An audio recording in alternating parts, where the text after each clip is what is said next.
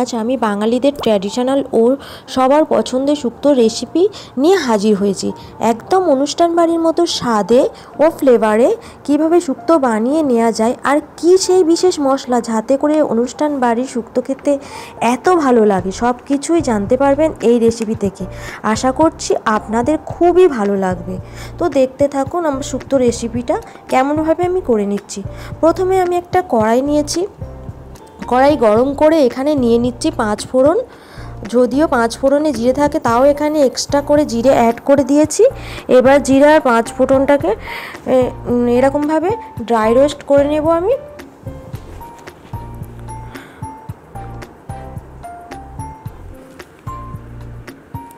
তো আমার dry roast করা হয়ে গেছে, আমি ওটাকে পরে ঠান্ডা করে গুঁড়ো করে নেব। এবার কড়াইয়ের মধ্যে আমি তেল নিয়েছি। তেলটা গরম হলে আমি দিয়ে দেব বড়ি। তো আমি বড়িটাকে ভালো করে লাল লাল করে ভেজে নেব। বড়িটা ভাজা হয়ে গেলে আমি বড়িটাকে তুলে ফেলবো।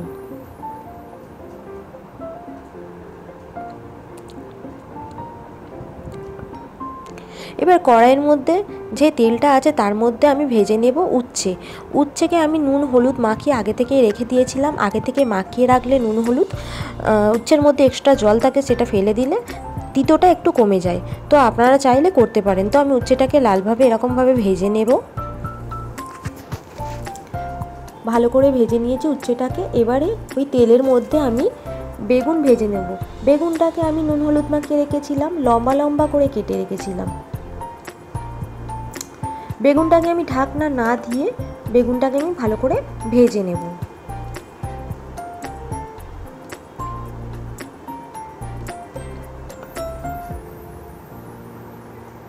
তো বেগুনটা আমার ভাজা হয়ে গেছে।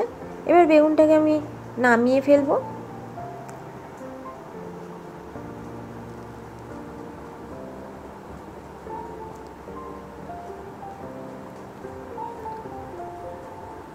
এবার কড়াইয়ের মধ্যে যে তেলটা আছে তার মধ্যে আমি ফোড়ন দিয়ে দেবো, একটা তেজপাতা আর একটা শুকনো লঙ্কা। আর আমি এখানে 5 ফোড়ন দিয়েছি। আপনারা চাইলে রাঁধুনিও ফোড়ন দিতে পারেন, তবে 5 ফোড়ন দিলে একবার দিয়ে দেখবেন, অবশ্যই ভালো লাগবে। তো ফোড়ন থেকে মিষ্টি একটা গন্ধ বেরোলে আমি দিয়ে দেবো কেটে রাখা সবজি। সবজির মধ্যে এখানে আছে কাঁচকলা, সিম, এখানে দিয়েছি বিনস, লাল আলু, আর এমনি আলু দিয়েছি, আর গাজর দিয়েছি, পেঁপে দিয়েছি, আর ডাঁটা দিয়েছি। সব একসঙ্গে আমি ভালো করে ভেজে নেব। আমি কাঁচকলাটা আলাদা কেটে একটা পাত্রের মধ্যে নুন আর হলুদের জলে ডুবিয়ে রেখেছিলাম, তাতে কাঁচকলার যে কষটা থাকে সেটা চলে যায়। আপনারা চাইলে করতে পারেন। আমি এখানে নুন হলুদ দিয়ে ভালো করে সবজিগুলোকে ভেজে নেব। আর নেওয়ার পরে সবজিগুলো একটু ভাজা হয়ে গেলে আমি 1 চামচ আদা দিয়ে দিয়েছি। আদা দিয়ে ভালো করে আবারও নেড়ে নেব যাতে আদার গন্ধটা না থাকে। তারপরে আমি ভালো করে আদাটা সবজির সঙ্গে কষিয়ে নেব। আর নিয়ে একটু ঢাকা দিয়ে রাখবো কিছুক্ষণ। ঢাকনা খুলে আবারও সবজিগুলো নেড়ে চেড়ে দেবো। আমি এখানে দিয়েছি রাঁধুনি বাটা 1 চামচ মতো দিয়ে ভালো করে আবার মিলিয়ে নিয়েছি। এখানে পোস্ত আর অল্প পরিমাণ সর্ষে বাটা আছে। তো আমি এটাকেও ভালো করে সবজির সঙ্গে কষিয়ে নেব।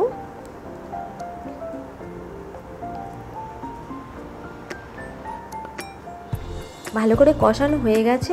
আমি এখানে দিয়ে দেবো 1 কাপ পরিমাণ দুধ আর 1 কাপ পরিমাণ জল। আপনারা চাইলে শুধু দুধেও করতে পারেন, আর দুধে পুরোটাই করলে ঘনত্বটা বেড়ে যায়। তাই জন্য আমি একটু পাতলা পাতলা পছন্দ করি বলে আমি 1 কাপ পরিমাণ দুধ দিয়েছি। দুধ দিয়ে ভালো করে আমি সবজিটা ফুটিয়ে নেব। 5 মিনিট মতো ফুটিয়ে নিয়েছি। নিয়ে তার মধ্যে ভেজে রাখা বড়িগুলো আমি এবার অ্যাড করে দেবো।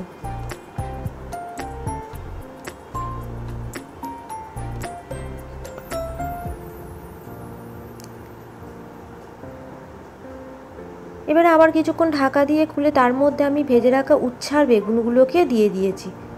তো আপনারা এরকমভাবে অবশ্যই করে দেখবেন, অনুষ্ঠান বাড়ির স্বাদকেও হার মানাবে। তো আমি এরকম ঢেকে দিয়ে রেখেছিলাম। ঢাকনা খুলে একটু ফুটছে, তখন আমি 1 চামচ ঘি আর ভেজে রাখা যে মশলাটা ছিল সেটাকে গুঁড়ো বানিয়ে আমি দিয়ে দিয়েছি। এবার ওই গুঁড়ো মশলাটা এই দিয়ে দিলাম। তো আপনাদের এই ভিডিওটি কেমন লেগেছে অবশ্যই জানাবেন কমেন্ট করে। আর ভিডিওটি ভালো লাগলে লাইক কমেন্ট শেয়ার করবেন আর চ্যানেলটিকে সাবস্ক্রাইব করবেন। তো দেখতেই পাচ্ছেন আমার ওই মশলাটা আর ঘি দেওয়ার পরে একটুখানি ফুটিয়ে নিয়ে আমি পরিবেশন করবার জন্য একদম রেডি করে ফেলেছি। তো ভিডিও